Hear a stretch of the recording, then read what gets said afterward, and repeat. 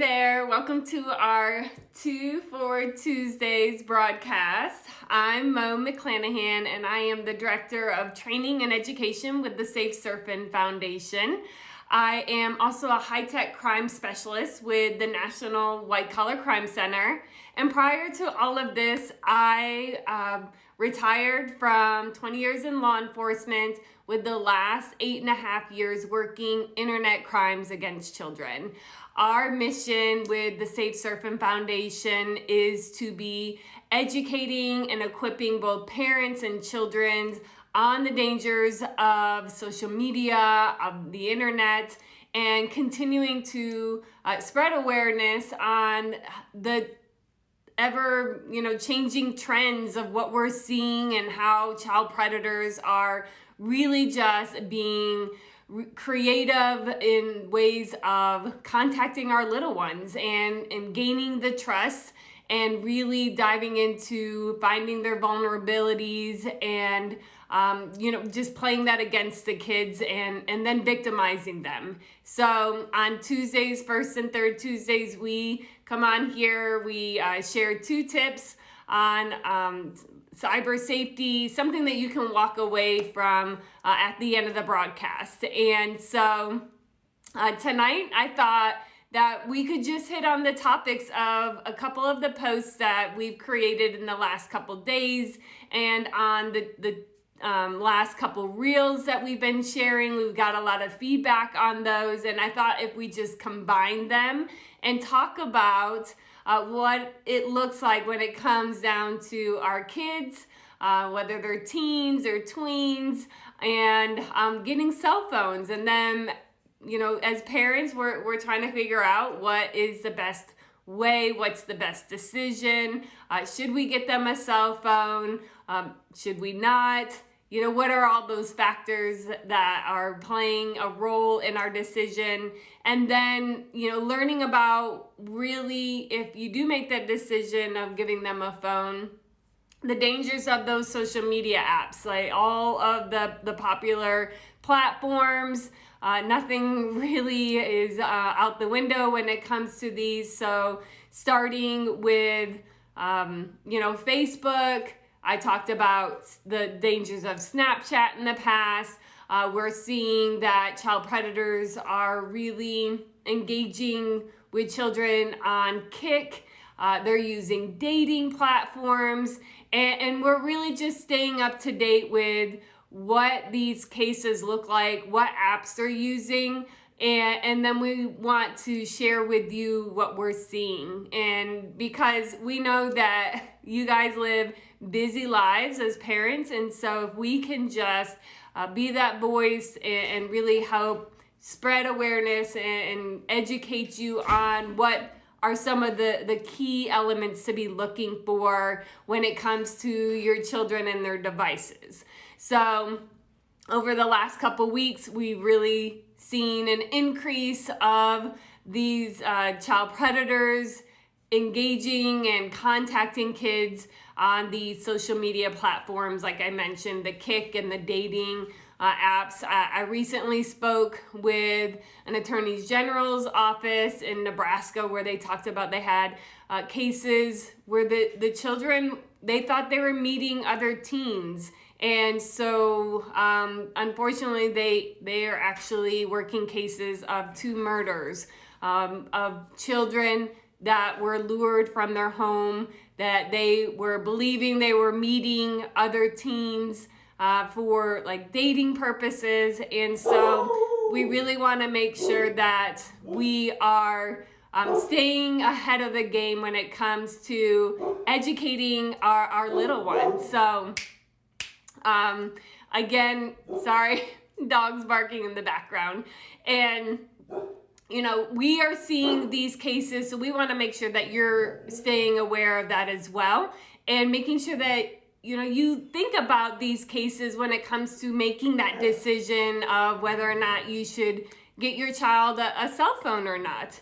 And so a lot of times I also talk about when it comes to the age and the maturity level of your child. Like, what would be the reasons that you're getting them a phone? Is it because you're leaving them at home? They're at an age where they're being left at home? Or is it maybe something where you are, they have practice and they travel a lot, and it's really difficult to get a hold of them and stay up to date of when to pick them up. So, really just utilizing all those different factors to determine if a cell phone is appropriate.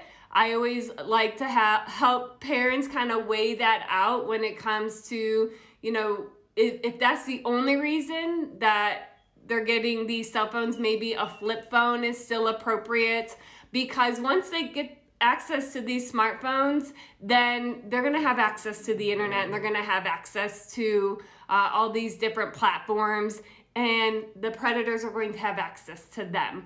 So again, just weighing everything out. Recently I had a parent message me saying that their child is allowed to have a phone, but they put some restrictions on it, and they found that their child got around those restrictions. And so that is something that we're seeing. I mean, the kids are really learning how to backdoor some of these screen time, some of the monitoring apps.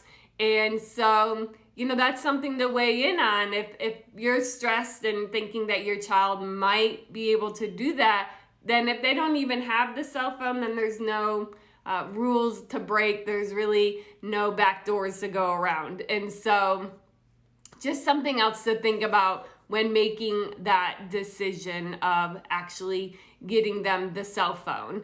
And then another factor is, their maturity level. Is it something that they're already displaying signs of maturity in the home, that they can make safe decisions or good decisions? Are they overly emotional, and maybe they are quick to respond to things, and maybe that would be a factor for them not to have a cell phone quite yet?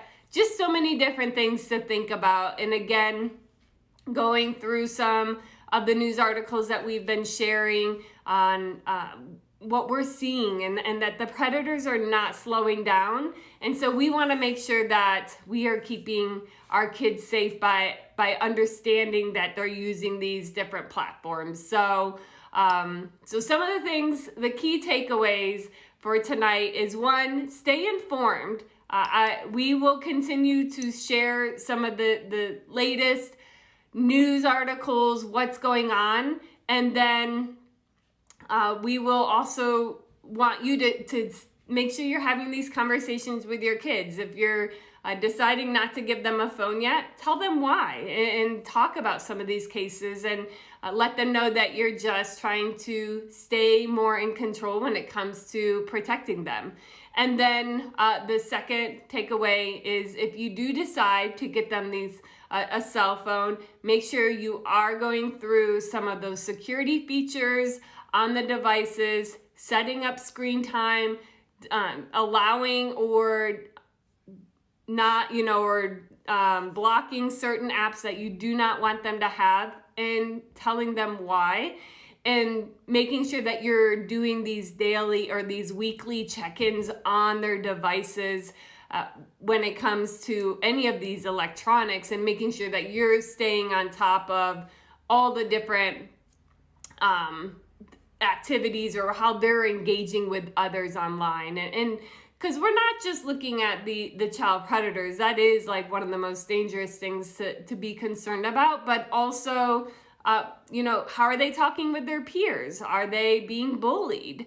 Are they sending inappropriate pictures to kids that they know, and will those pictures be used against them later? So just making sure that you're always involved with what's going on, who they're talking to, who their friends are, and what apps are they using, and if they're acceptable, and that you guys have these conversations on the regular. So again, we kind of just combined it all. There's so much going on, which is unfortunate when it comes to the victimization of our children. So I want to make sure that we are always sharing what's happening now and what those trends look like and what those apps to be looking for. So looks like the main platforms that have been kind of in the news are still there. And so nothing really new. Again, like the Kik app, Snapchat, any of those, Tinder, the dating,